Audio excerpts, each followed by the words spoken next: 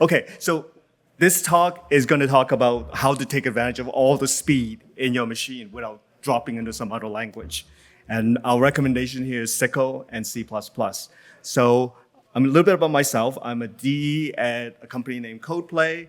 I've been involved with parallelism, concurrency, and accelerators for a long time. And now, if you were here at my last talk, safety as well too. These are all things that I do and love. I was a researcher, but now I am guiding the part of the direction of heading towards accelerator support in C++. I'm also joined by my colleagues, very fortunately to be able to have them. Nevin Liber is an Argonne computer scientist. He is actually the guy who's working on taking Kokkos and using the DPC++ SYCL backend. He is the vice chair of WG21's library, evolution working group incubator, and he's also been working in SYCL and One API. He and I have known each other for many, many years.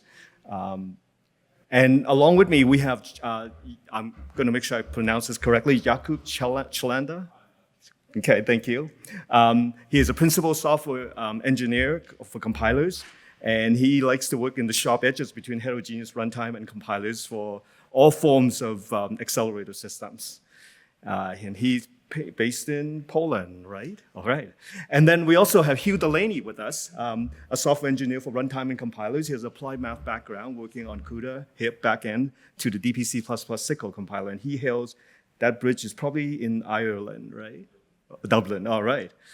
Multinational cast here. And online, we also have Ronan Keryell, fellow software development engineer in the research lab on adaptive and embedded computing group at AMD. Formerly Xilinx, actually. So his interest is putting SYCL everywhere, including all the AMD FPGA devices, CGI devices. He's been a SYCL, not just a contributor, he's the editor-in-chief for the SYCL specification, and he's also a member of the ISO C++ committee, working on programming models for heterogeneous computing since 1988. Okay, and with that, hello. Some disclaimers saying that there could be errors in here, and usually if there are errors in here, they're not my fault, they're other people's fault. Nothing to do with me. No, I have to take some fault. All right, so we're gonna go through a couple of things. We're gonna talk about one language to take advantage of all the speed in the machine. We're gonna show you a hello world on Compiler Explorer for SYCL. Look at some LLVM implementation details and how SYCL works in interoperability mode and SYCL MD span. All right, so this is a question I've been asking since 2010. Since at that time, I was the CEO of OpenMP, and we were trying to inject accelerators to OpenMP.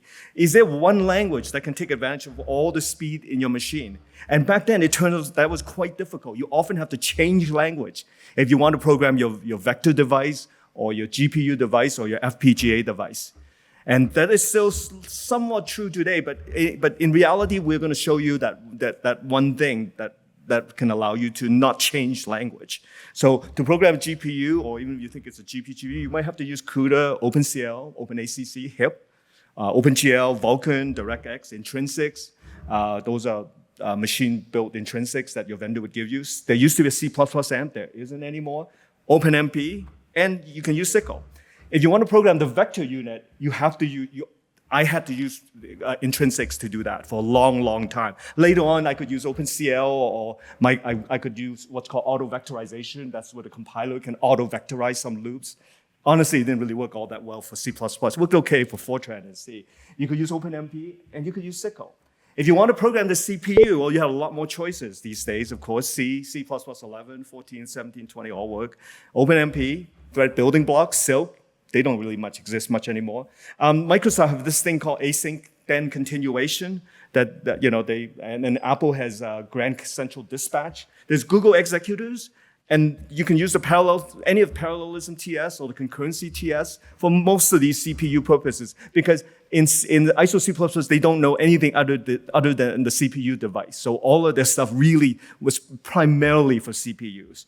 And of course, you can use SYCL. So you can pretty much see a common theme here. There's one language out there we think, there might be other ones, but I'm always giving that possibility, that we think can program all those devices without dropping out to a different language, okay? So Here's what I've learned from almost 25 years of experience in computing and high-performance computing at that. And now we're reaching exascale computing. That is 10 to the, is that 18? Floating point operations per second? Yeah, 10 to 18. Yeah, I always have to do that mental balance. The programming model has to endure. It has to last. They often have to last more than 20 years. But in that 20 years, the hardware can have changed every 3 to 5 years because they keep discovering new ways to make things faster, high bandwidth memory, accelerators, or some sort of customized machine learning AI devices, which is pretty common these days. And hardware changes frequently, but programming models cannot. So this is a requirement in any of these machines on the left here where we are supporting different US National Lab supercomputers. They have different combinations. They might be Intel. They might be AMD CPU and an NVIDIA GPU, like in the Perlmutter. They might be in the Frontier, an AMD CPU and AMD GPU. They might be AMD CPU with an NVIDIA GPU.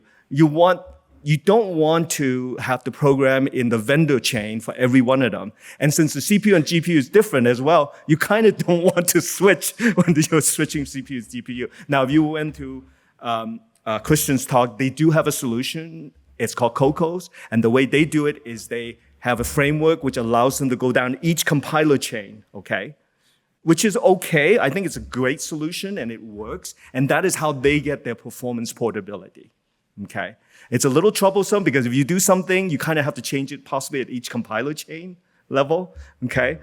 It would be nice in a world where if we could just change it at the high level API, And that's kind of where we're going with this. So SYCL has been around for quite some time. We just recently launched, and because we pair so closely with ISO C++, we try to make sure we have all the same things as the language version we're basing on. C++20 is based on 17, and it adds things like unified shared memory, parallel reductions, class template argument deductions, deduction guides, and subgroups. I'm not going to go too much into these, but I do want to show you what our growth has been. On SYCL.tech, which is the common one-stop website, like isocpp.org, the one-stop website for C++, you can see a listing of all the SYCL projects that's been growing steadily since 2012 and accelerated in the last 6 years, since I've joined anyway. It started with 3 in 2012. In 2016, when I joined, it was 21, and really accelerated in the last year to about 147 in 2021. I don't have data for 2022 because 2022 is not over yet. Okay, the user and developer on GitHub has also been phenomenal. It's been huge on all fronts in the last 6 years, especially in the last 2. This is a chart of many of the open source public GitHub repositories showing the growth, especially of Intel's Clang LLVM, Port in red, Hipsicle in blue, Tricycle in yellow, Celerity in pink, and SYCL GTX from Peter Zuzak, whom he hired away, which therefore kind of killed that project. He now works for us. Who works now at Codeplay in green, so the branch is mostly dormant. Paul Keryell in University of West Scotland has also something called Motorcycle, kind of a cool name in brown. Inteon's Polyguys has SYCL in orange. Okay, and the other graph shows the growth in the number of Stack Overflow questions. It's hard to figure out how popular a programming language. There's so many metrics, and you kind of can't. You have to put a little bit of grain of salt with everyone. But when I look at Stack Overflow, when I started in 2016, there were 14, now to over 600 questions after 6 years of growth. So that's kind of like about 600 times growth in 7 years. All right. So even on the GitHub source code, there's now over 30,000. I did a check earlier for this year. I didn't do it for most recent, but up till April, it was about 17.5K mention of pound include using the CL SYCL.hpp header in January, went up to about 21K in April. And then similarly for the SYCL/SYCL.hpp header from about 8.2K to about 8.8K from January to April 2022. We are still in 2022, right? Yeah, sorry, a little confused. All right, markets. The market needs SYCL, we think, because it's easy to build SYCL on any device. And just charting between 2016, we have a conference called iWackle where SYCL is part of, and that's usually a check mark. I think it's like April or May. We always check mark to see where we are. So 2016, you saw there were 21 projects, 147 now. There were 2 implementations in 2016. Now there are almost 12. Not all of them commercial, sure. A lot of them are students. But there's also commercially viable production quality implementations available. It used to be on about 3 or 4 platforms. Now there's 10 plus platforms. SYCL is now a full independent working group. Used to have about 10 members, now about 20 plus to 30 people attending the calls. There was no safety critical back then. Now there's a safety critical as well. There was no books and a few articles. There's now 1 book and many articles. There was no supercomputing presence, and now we've been in supercomputing BOF, have had a BOF for about 5 years. There was no automotive support back then. Now we're used in the Renesas R car. Okay, and then there was no Clang or LLVM, and now there's DPC++ as an active branch. There was no common one-stop website either. Now there's SYCL.tech. There was no common teaching material. Now there's SYCL Academy that you can go to. And there are many, many tutorials that you can find. So then it was not on any high-performance computing systems. Now there are about 7. Now, that's not to say SYCL is done. I firmly believe no language is perfect. Every language is designed ideally for some domain. This is where flame wars comes in, and this is also why not to get into flame war, because there's no winning of it. But I always think that no matter what language we're talking about, there's always ways to make it better. With SYCL, I think we need to have more workloads that are bigger, like NAMD, GROMACS, and roots. We're going to have to compile more and more C++. We already do compile a tremendous amount of the latest C++ without almost without any effort. Templates, polymorph, and almost most things can work really magically well, and that's actually often surprised me. We do need to improve the SDK, and we have a conformance test, because this is normal in Khronos to have such a thing. And Compiler Explorer is on this list, but you know what? We are now, one down to show you, and the 2 guys, Hugh and Jakub, is going to show you, is on Compiler Explorer. I'm really excited about seeing that. We do need to support SYCL graphs, though. At some point, we need to have a kind of a task graph that allows you to do things. We might need some SYCL benchmarks. We have to improve some education things, but in general, we're moving along, and there's still things that we can do. But the beautiful thing about SYCL is that you can change, because the group is open. It means that everybody collaborates. We take input from everybody. No one dominates. Okay, one of the things that I learned from OpenMP was there was a kind of a perception that one company dominated, but that even though it really wasn't true. And I'm doing everything I can to, I'm the SYCL chair, so I'm doing everything I can to make sure no single company, including my own, dominates it. That way everybody gets a fair hearing on every project, every feature. Okay. All right, so SYCL parallel C++, of course, starting with SYCL 1.21, and 1.2, that follows C++ 11. And SYCL 2020 follows C++ 17. And SYCL 202X, X to be named later. At the time I wrote this slide, I thought it was going to be following C++ 20. I could be wrong. And I think Nevin's going to argue it would be on that one, and I'm happy to see that. This is why a collaborative brain is always better than one, okay? Or one vendor, or one group of people. All right, so what are the implementations? The 3 main ones, commercial quality-wise, is DPC++ from Intel. They can support any CPUs, Intel GPUs and FPGAs, some NVIDIA GPUs, AMD GPUs, and through level 0, Intel GPUs. Ours from CodePlay, Compute CPP, can support multiple backends, any CPUs. Through OpenCL, we can support, in addition to Intel's, AMD, Mali, we're on the Imagination, PowerVR, Renesas R-Car, and through OpenCL, we can support NVIDIA GPUs. HIPSICO, from University of Heidelberg, its primary aim originally was to support the AMD GPUs, but it also supports through OpenMP any CPUs and Intel CPUs, GPUs, and NVIDIA NVIDIA CUDA. Now, one thing you'll notice here is that there's no need for a vendor tool chain. Any of these compilers can have support multiple different target platforms. And that, in a way, that's kind of magical. You might think this is, you look at this and you might miss this, but it took me many years to realize that is actually one of the magic about this, okay? There are many experimental developments, just like any great baseball teams. I'm in America, so I have to talk baseball.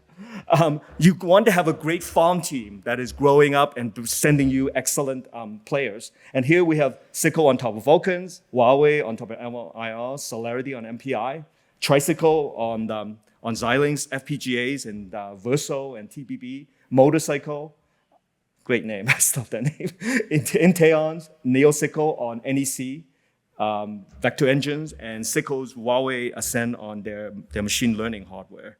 All right, so I've already said that SYCL is now on Compiler Explorer, though under the C++ tag, we will get our own tag, and it is possible to look at some of the intermediate language code. Okay, so here's the thing that I want to get to, which is to show you that by migration, you can now take advantage of all the MIPS essentially in one language. If you have an NVIDIA GPU, you can use from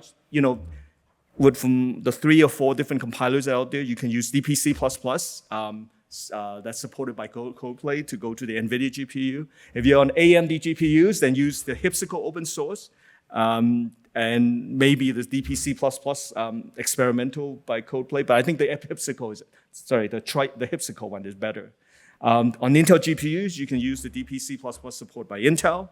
If you have new hardware, various companies are happy to try to bring a custom backend for that hardware, and many have, and that's really the magic of it. You can also do it on your own. Many students have gone on and just built something like that. If you're on FPGAs, you should use the DPC++ compiler for the Intel FPGAs and the AMD Xilinx Tricycle prototype for FPGAs and CGRAs. If you want to be on some AI or ML or neural network chips, all the major implementations companies can customize support using the SYCL front end and a customized back end. If you're on RISC-V, the emerging kind of open source Lego building block of instruction sets of ISAs, then we have developed something called the Acorn stack for RISC-V as an accelerator over x86. And then finally, hey, does it work with CPU? Yeah, they all do. Okay, so that's the thing. That's why you don't have to drop out of that language. All right. Some quick things about where we are in terms of SYCL ecosystem.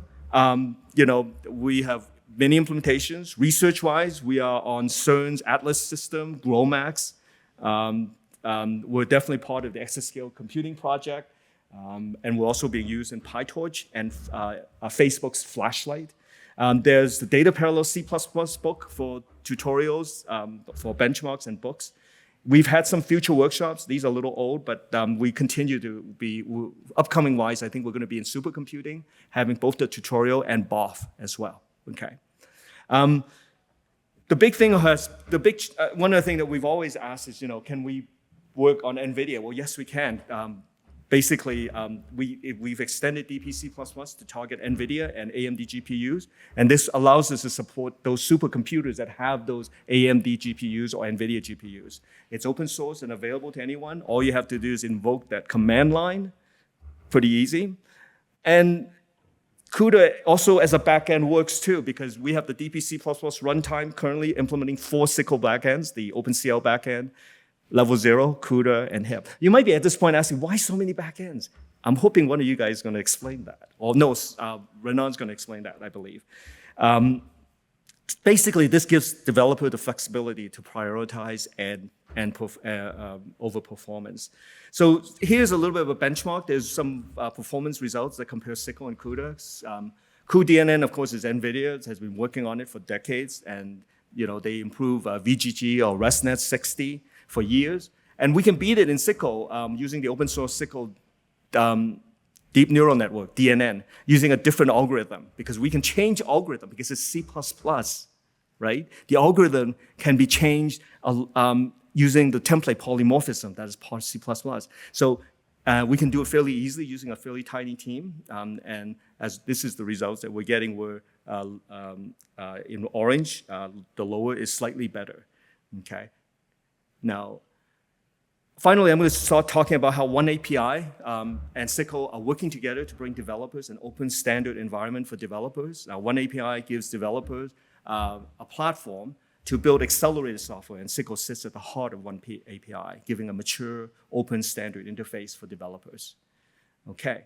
And the strategy of the U.S. National Lab in the U.S. is to focus on enabling developers with a standard programming environment that they feel is stable and persists for many, many years. And as a result, we are we've been building partnership with Lawrence Berkeley National Lab, Argonne National Lab, and Oak Ridge National Lab to enable SYCL on the next generation of supercomputers using DPC++. And these guys work with LambPS that you saw Hugh talk about in the midweek, which actually is working on with Kokkos, actually. I want to make sure I mentioned that, which is a particle simulator to Eigen, a linear algebra library used by TensorFlow for tensor operations.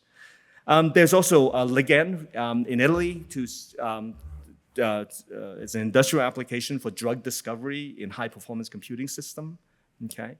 And then finally, we have a way of using that in SYCL.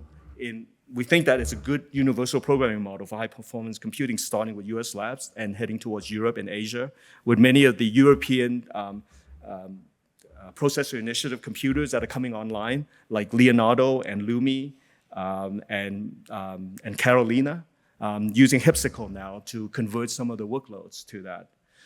CUDA, of course, is very widely used in AI and HPC. We have great respect for CUDA's accomplishment. They've lifted the whole industry of accelerators. So there's a huge quantity of code that's written in CUDA and now being ported to SYCL using this automated SYCL conversion program. And we have tested one such conversion on an n-body experiment. That is a simulation of a gravitational reaction in a fictional galaxy. Is it moving? Excellent, okay. And the result was really interesting. Sorry, this is the conversion. CUDA and SYCL are rather similar in many ways, and it's easy to port CUDA to SYCL. The kernels execute in parallel, one per item of data. That's why it's data parallel. The program doesn't write a loop over the data. The scheduler runs the kernel in parallel across all the data, okay? And everything is just designed to run in parallel, and the scheduler maps data flow and execution to the hardware. And our result, surprisingly, sees SYCL actually consistently performing at 8.8 millisecond, it's running right now, versus 10.19 milliseconds on CUDA, both going to an RTX 3060. We're proud of that, but we're suspicious of it. Yes? So what compiler? This was on the DPC++. And the first one was NVCC. I would suspect it's version 11, not 12. Okay. Yeah. Mm-hmm. I think I know why.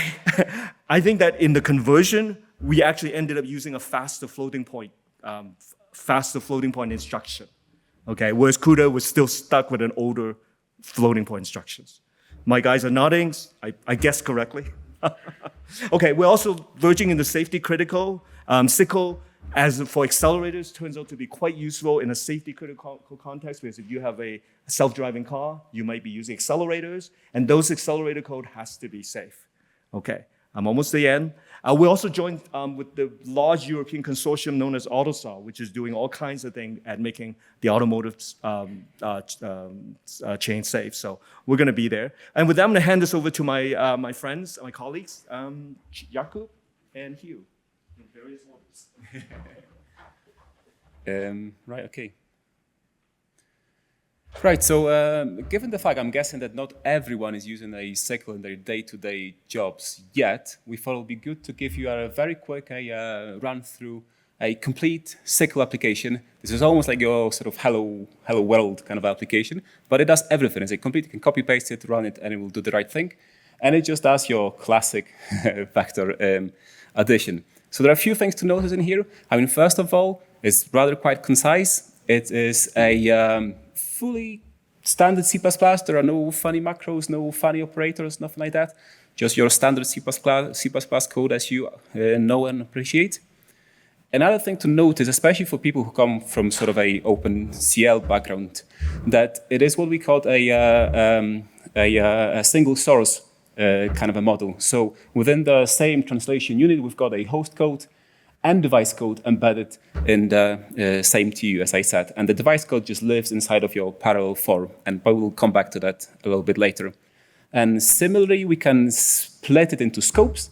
So we've got so-called a command group scope where you'll be building your task to execute, and that lives inside of the submit on a queue. And then device scope, similar inside of the parallel for. Right, so you're probably thinking, how do I get SYCL to run on my machines?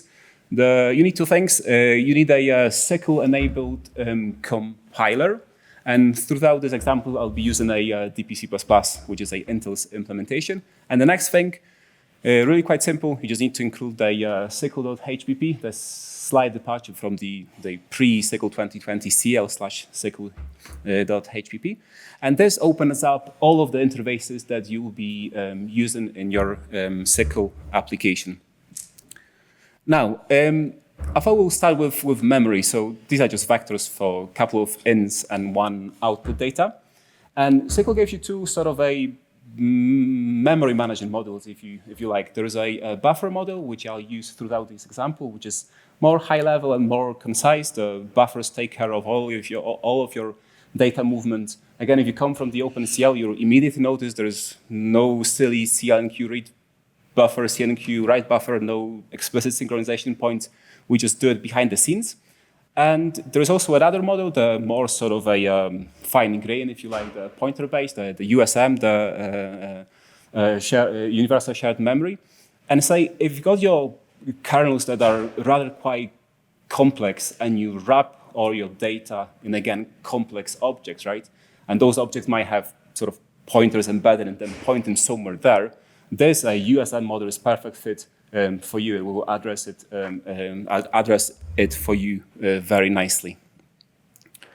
So buffer, the way to think about buffer, rather than a sort of a blob of data, of container, is an abstraction that cares about all of the data movement and the data locality. So in this particular example, what we do is that we provide those buffers, if you look at the buff A with the vector A data, and then we tell it the range. And range is just simply a multi-dimensional sort of space in which we'll be working. So for this particular case, it's just the simple 32 elements that correspond to the vector. And like I say, the buffer lifetime is managed, so we know when to transfer the data.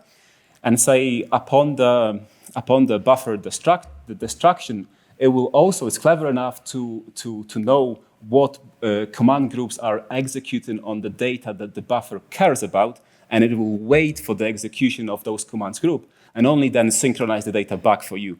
And we'll also only do it if it's required. We looked at when we see the accessors, and that's when we see when the connection in between the sort of the device and the data is made. Right, stepping away from the data for just a wee sec, we've got a command group and a queue. So the way to think about the queue is that that's how you wrap around your device, and the command groups is just I suppose task, if you like, that you're going to construct with the dependencies that you then sort of submit off to the device. And this can be either data movement or the actual kernels. Now, moving back to the accessors, and again, this is kind of like an abstraction. That what really accessor is just a request for the data to access the data on a device. And if we actually look into how we build those accessors, so you get a buffer, you pass the buffer into the accessor, so that's your data, and you get a command group handler, which we got from the queue submit, the lambda, and that's when you build that connection in between the data and the device. And finally, we've got the tag, and that tag is rather quite important because it tells you what sort of accesses we're going to be performing on that particular chunk of memory, right? So that's when SYCL can build your data dependencies DAGs and optimize for the correct data usage. Moving on, parallel for. Well, parallel for is your main entry point to the kernel. That's when you design what kind of a work I'm going to be executing on this particular device. And in this particular case, we'll be using a we provide a parallel for with a lambda. But the first argument is the range, and this is exactly the same range. You can see that the connection in between the data, the dimension, I shouldn't be using this word, the number of dimension of the data, and then the dimension of the work. And if we look into this, lambda, the parameter that it takes is index. And that's quite interesting as well, because if you think about this kernel, what's going to happen, it's very likely there will be multiple different copies of the same kernel executing on your device, right? And this index tells you, hey, where within this whole space this particular copy, my copy of data is. And yeah, and then for the kernel, it's just a simple operation. We just add in two vectors together. I'm sure you'll be able to recognize it and appreciate the subscript operator. And we're just taking this index to be able to tell that this is the chunk of data that I want to add and then store it back together. Now, for the explicit synchronization, I put it there deliberately because even though the queue, when it goes out of scope, will do the wait and throw. So again, I spent quite a few years doing OpenCL, and maybe I've got a little PTSD from the OpenCL. But all of those errors that you forgot to do the CL flush or CL wait, or one of the events sort of didn't get waited on. None of that. We'll handle that for you. But if you need an explicit synchronization, we've got you covered. Wait and throw. For the error handling, I appreciate that I'm running through it, but we've got lots of stuff to show you. For the error handling, all of the synchronous exceptions, say if there is something wrong with your queue, you're targeting the device that is not available in your system, we'll throw the exception, and this will be thrown immediately. For the asynchronous exceptions that might be coming from your kernel, they will be thrown at the wait and throw time. Yeah, I'm going to skip this slide. This just shows you how you could create your own async handler and just pass it into the queue to take care of those. But in the interest of time, I'm going to skip it. And yeah, the buffer synchronization. So this is what I've said. We leave in the scope of the buffers, and then we'll be waiting on all of the command groups that depend on our data, and then flashing it back to our host data. And that we use in those read and write tags. So none of the A and B will be sort of transferred back. We'll just optimize that for you. Yeah, so now there's the cool thing, what Michael was saying. Why is SYCL so powerful? So on the left-hand side, you've got almost the same example is sort of baked into the JPEG, so tiny little differences, but completely negligible. So that's our example that we've seen throughout those slides. In the bottom, you see the Clang++. So Clang++ in this particular case is a DPC++ built on the machine that I was using. And what I've highlighted here at the bottom is the f_SYCL target equals NVPTX. And this is just us saying, hey, DPC++, please could I have my SYCL kernel compiled for the NVIDIA GPUs? And you can see at the top box, this is exactly what's going to happen, right? We're going to use the mainline LVM NVPTX backend to generate the PTX, and the kernel that we've been doing, the vector addition, is just a couple of loads, an addition, and a store PTX instructions in there. And if that wasn't cool enough, this is exactly the same source on the left-hand side. This time around, we go, hey, DPC++, this time I'd much rather target AMD GCN, we just provide the f_SYCL target, and it just does it, right? You've changed nothing in your code, and all of a sudden you're jumping across completely different architecture. This is exactly the same compiler, exactly the same tool chain. You've literally done two compiler flags. The reason for the extra two compiler flags is that unlike the PTX, which is like a IR intermediate representation assembly, this time around we just go directly to the MI100, the GFX 908 GPU, and just issue in the assembly that will work on it by compiler switch, which I always think is mind-blowing. And then I guess you can tell where I'm going with this, right? This is just another compiler flag, but this time around we just go into SPIR-V, and there is a whole different multiverse of devices that can consume SPIR-V. And then again, on the left, exactly the same thing. We've changed literally nothing. And Michael touched on this. This is just a screenshot from the Gold Bull, which I'm sure most, if not everyone, uses and appreciates on a daily basis. They've landed the SYCL support. I think I took it, well, 2 weeks ago. There's a screenshot. So they only had the ICX, the Intel ICX compiler, and it just shows you exactly the same example and what it generates. Sure, there can be plenty of improvements, but I think it is just amazing, right? You can play around it. You don't need any compiler support, nothing. All you need is just a web browser, an interconnection, and you can actually be running SQL applications. So that's all I've got, and I'm going to pass it to Hugh, and Hugh's going to carry on the same sort of, in a similar manner.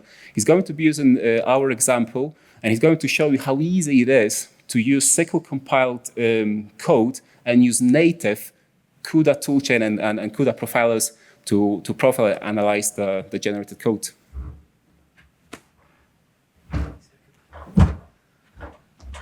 Thanks, Jakub. Yeah, okay, here we are. Yeah, okay, so we're going to be digging around a bit with just our Hello World example. If you have any questions at any stage, please interrupt, because it won't be up here for long. Yeah, so the question is, if we can compile SYCL code to any backend, any supported backend, how can we mess around with this code? What tools do we have at our disposal to analyze our SYCL kernel code? The answer is we can use just the backend tools. Okay, so for this particular example, I'm going to be looking at the NVIDIA backend. So I'm going to be using the NVIDIA tracer, NVIDIA Nsight Systems, as well as the profiler NVIDIA Nsight Compute. And if all else fails as well, we can look at assembly and yeah, geek out. Okay, so here we are with our same Hello World example. We have our kernel code again. Here, the vector add. I'm not sure, was anyone at Avi's talk just before this? Yeah? Avi was talking a lot about kind of cache friendliness for CPUs. This is a small case study in cache friendliness for GPUs. Okay, so let's say that we try to be very, very smart and we think, okay, I'm a CPU programmer. On the CPU, it's better if on subsequent iterations, we're accessing different parts of our cache line. Let's see if this works, okay? Can you, or do I have, is there a mouse on this? Does that work? No, that doesn't work. No, can I? Okay, I can't really. Okay, so yeah, you can see we're doing exactly the same work on the left as we are on the right, except we're chunking our memory accesses into blocks of width 32. Each work item now owns a block which is contiguous of size 32. And on subsequent iterations, it's indexing through this chunk of data which is 32 wide. So if we're thinking in a CPU paradigm, we might think that should give us better performance. Okay, so we can look at, yeah, we can fire up NSYS and compare these two things. So this is just one of the statistics that NSYS can give us. It gives you loads and loads of stuff. If anyone's used these tools before, they're fantastic. Okay, and we see that, yeah, we're trying to be very smart and thinking like a CPU programmer has failed us. So this is 5 times slower than the naive example, or the simple example, where work items are accessing bits of data adjacent to the bits of data that their adjacent work items are accessing. That's, what's an easier way to say that? Adjacent work items accessing adjacent bits in data. This is faster. Okay, so why is that? If we look at NCU, we can get more detailed. We can get more detailed readout. So we see here that the 102400 is the amount of memory requests. These are the amount of memory transactions that we want. Okay, whereas the left-hand side, okay, we're accessing, actually, we have 8 times as many memory transactions as we do on the right-hand side, okay? So lower is obviously better, the number of memory transactions. The fewer memory transactions, the better, okay? So on GPUs, the takeaway is that we want our cache lines to be used across our adjacent work items. We don't want them to be used across adjacent iterations, so to speak. This is what we learned. Is that clear? Does anyone have any questions of this? Okay. Yeah, and sorry, this is a very, very common idea in GPU programming. You might here it's called coalesce memory accesses. We want adjacent work items to be accessing adjacent bits, parts of data. Okay, so yeah, again, this is a kind of contrived example, as was the previous one. But let's just say that we have some function here that we're calling from within parallel 4. Okay, so we're calling my special func. So my special func, taking a pointer to a float as well as an IDX. And then we're accessing different parts of what it's doing isn't necessarily that important, but we're accessing different parts of this kind of chunk of data that's pointed to by A. So we'll need to access kind of different things that are offset from this pointer within this function. Okay? We can also see that our pointer parameter here is fast scratch memory. Okay? So this refers to a local accessor. We don't necessarily need to worry about this at the moment, but this is fast memory. Okay? So we're passing our fast memory pointer into our function. Okay, so what if we make a very, very minor modification and we just inline this function? Okay, so some of you might know, why haven't I just used inline here? So I'm using the attribute always inline as well as inline, because inline is a recommendation to the compiler. There's no guarantee that it'll actually inline anything. Okay, so in this case, we've pragma unrolled our loop, meaning it'll be a certain length. If the compiler thinks actually that's too long to inline, it won't do it. So we're using that attribute as well, which guarantees it. So we're just inlining this, making sure it gets inlined. Let's see what happens. Yeah, inline the function. Okay, so that's a one-line change, and we get a 27% speed up. Okay, this is our NSYS output. So why is that? Okay, so there are a number of reasons. We're gonna walk through them now. Can anyone guess any reasons? Anyone who was at the previous talk, maybe? Okay, I'll continue. Inline function is more than one cache line. So it might be cache. Yes, that's correct. It might be cache friendly in that you don't have to redirect to a different part of your assembly. So it might be cache friendly, but this is a separate reason to the cache reasons that we were talking about in the previous example. We'll see why this works. Okay. So here we have our, okay, so we need to call our function, yeah? So the calling convention for our functions is that we store our parameters. Okay, we store our parameters. It turns out that these are actually 64-bit values, even though, or sorry, no, yeah, our pointer is 64-bit and our size is also 64-bit, so that's fine. So this is fine, okay? It turns out that when we're storing parameters to functions for the CUDA backend, this goes into a relatively slow bit of memory. So this is some overhead. Okay, and then this is the actual function that we're redirecting to. So again, this redirection, this kind of branching is not necessarily cache friendly in a CPU or a GPU sense, but there's always a balance. So we're loading then, so we're storing these parameters into the parameter section of our memory, which is called local memory in CUDA. And then we need to get it back, okay? And this is relatively slow. So there's an overhead involved in this. So unnecessary loads and stores. If we just inline the function, we don't need to load, we don't need to store and then load it back out. So that's an overhead that can be avoided straight off, okay? But this only happens once per function call. If you have a very, very long function where inlining it everywhere would increase the size of your binary quite a lot, then this overhead is, there's a balance, there's a trade-off here. Okay, so now this is the actual algorithm. Okay, so this is this is the non-inline version. So down here on the right-hand side continues on the right-hand side. The left is the inline version. So there are some algorithmic differences. Okay, some things on the right-hand side in the non-inline version are computed earlier. You can actually see the places where we're loading and storing to our RD4, RD3, RD5, and so on. That's computed earlier in the inline version. It's whatever the code gen thinks that's a smarter thing to do. Can anyone see a difference in these two assemblies that you think? So there are some algorithmic differences in terms of these adds and shift lefts and that kind of thing, which are done earlier in the inline version. So not a massive difference. Can anyone see? Yeah?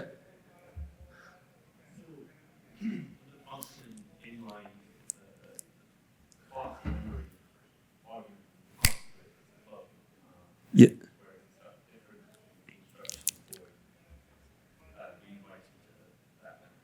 Yes. What's the difference in the instruction?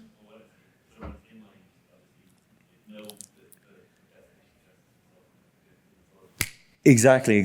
So the key word here being in the assembly, you can see shared. Exactly. Yeah. Thank you very much. Thank you. Sorry, I know if people are online, they didn't hear that. So essentially, very, very small algorithmic differences. In the inline version, we retain the information about the pointer. Okay. This is something that you can do very, very easily with inline. It's a little bit complicated for a compiler to do this for non-inline things, to retain the information about pointers. In general, maybe it's not necessarily good practice to pass pointers into device functions like this, but this is another reason why we're losing performance, because we're passing in a fast pointer, but it needs to check, is this memory actually fast? And this gives us, this gives us a slowdown. Okay, I think I've kind of run over, but yeah, thanks very much. And now, if we can hold the questions and then we'll finish at the end. Okay? Sure. Okay, but we'll try to, because we want to get to it. Okay. Can you stay and drive? Yeah.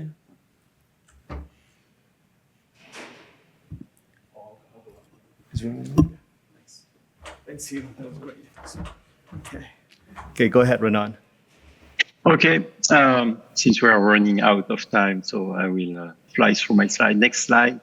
So I will talk about the implementation, because without implementation, you don't have any language. So in 2019, Alexei Bader announced that Intel will upstream in Clang LLVM their SYCL implementation.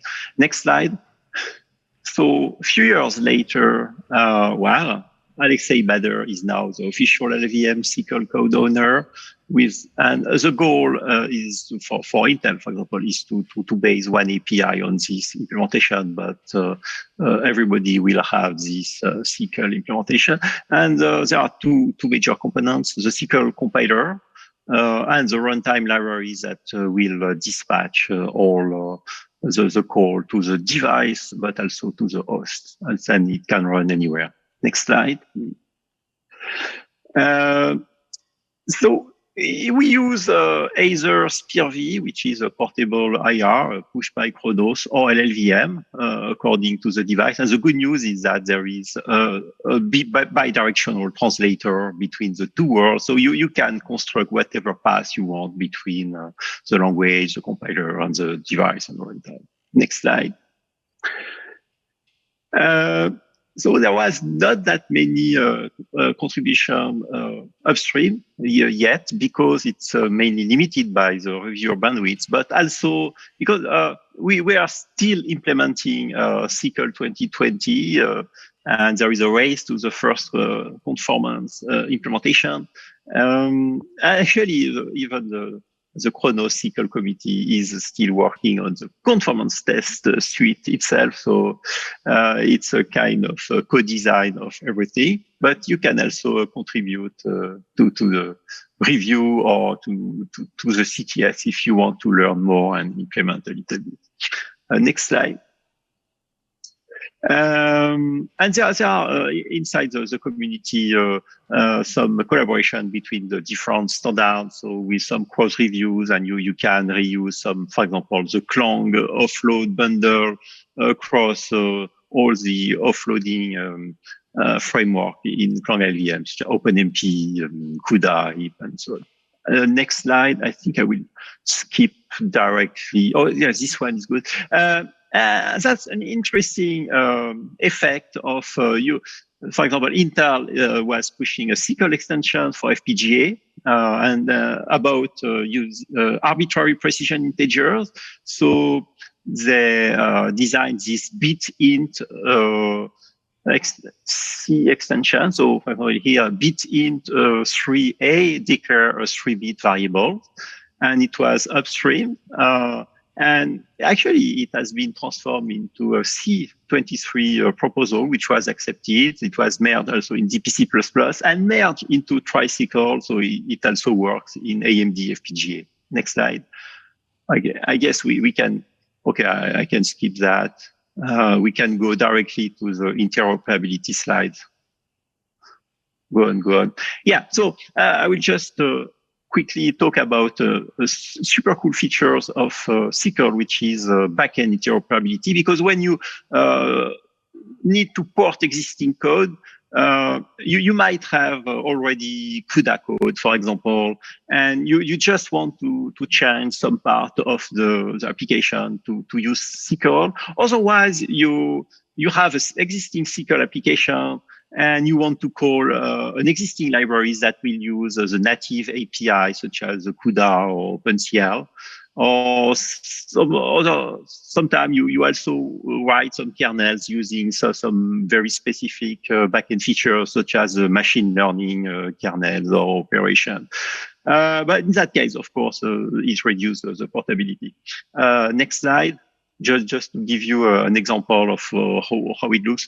So in SYCL, you have the SYCL make device where you can construct from an OpenCL device, in that case, a genuine SYCL device, and then you can use it to run some SYCL code. Next slide.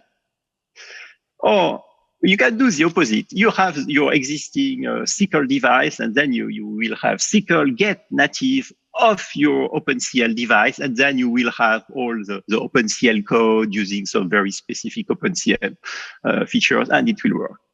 Next slide.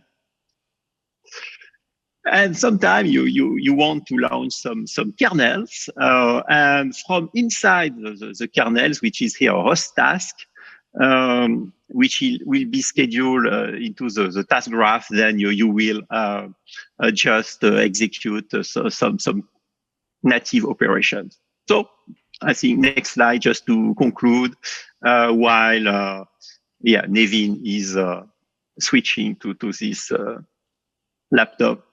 So it's really a unique SYCL feature that makes SYCL really inclusive to any accelerators and avoid silo or user locked-in. So now Nevin will talk about something else, which is how MDSpan can interact with SYCL.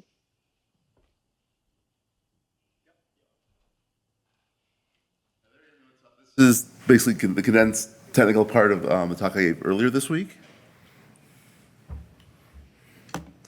So what is MDSpan?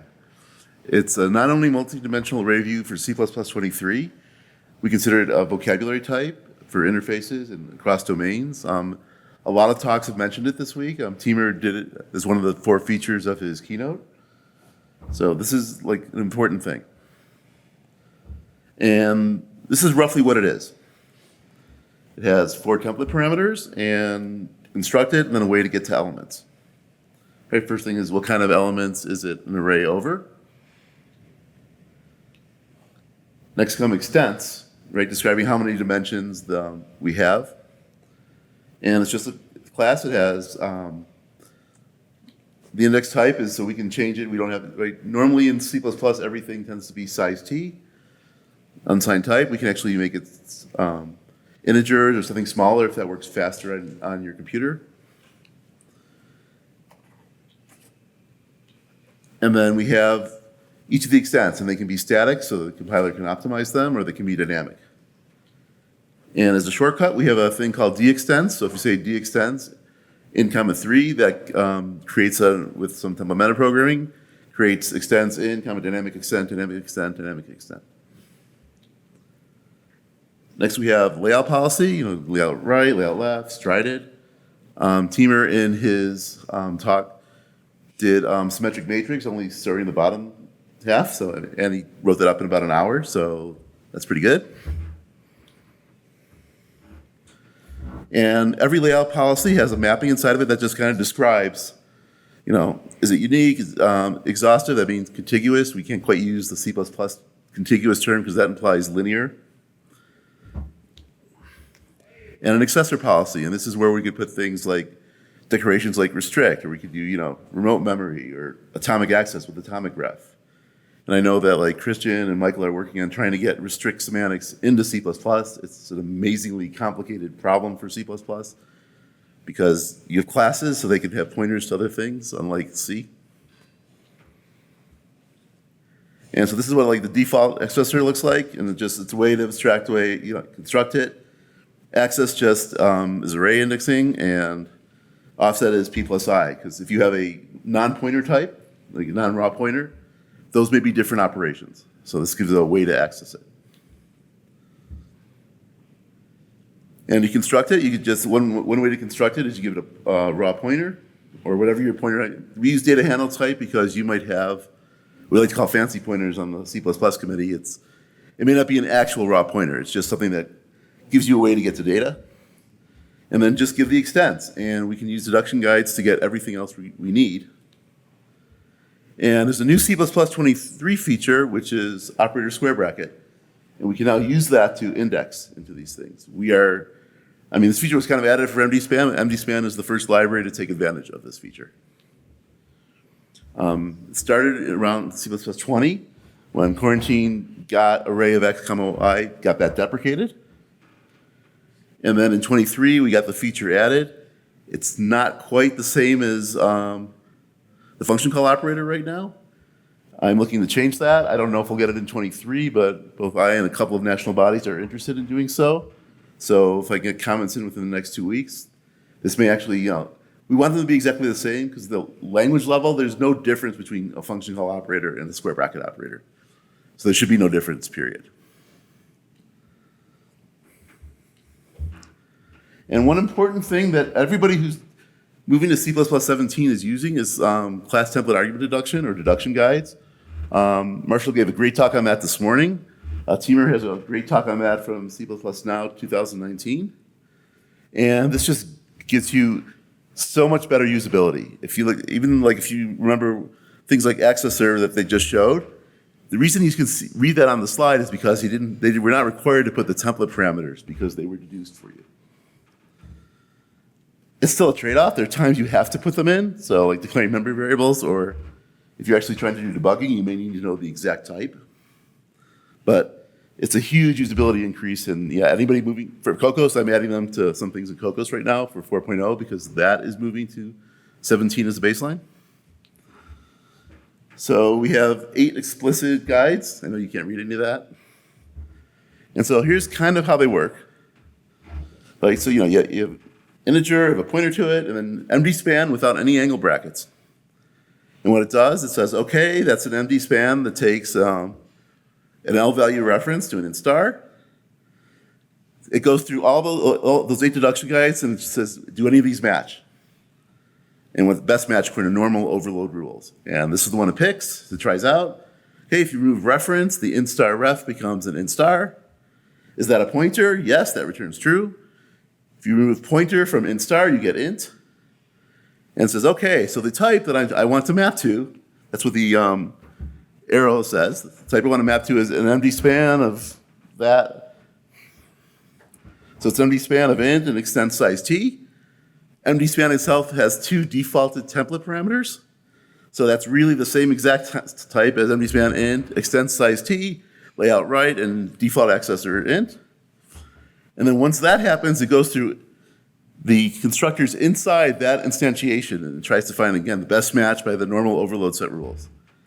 And it finds the one that takes MDSpan with a bunch of extents, since this is just a scalar, that parameter pack is empty. So it calls basically MDSpan int extend size t, MDSpan of int star. And that's the compiler doing the work that you would normally have to figure out and write every single place. Huge gain. July 25th was the cutoff date for features for C++ 23. We got in. We celebrated. Yay. Pandemic, thanks. And so for SYCL, a small subgroup of us, three of us, me, Danielle, and Tom Deacon, have been thinking about, well, how can we use MD-span? And we thought about accessors, USMs, strides, offset subbuffers, more than 3 dimensions to go past the OpenCL roots, and unify buffers and images. And we're out of time. So anyway, this is an improvement over accessors because we have layout and accessor policies. We can do, maybe I'll do things like rectangular copies. And we're exploring the space. We plan on presenting this at the next SYCL face-to-face, which is next month. Another possibility is we could just add these features to the accessor, but we would like to use things that are in standard C++. And I'll skip that, and that's basically it. What's the conclusion? I forgot about our conclusion.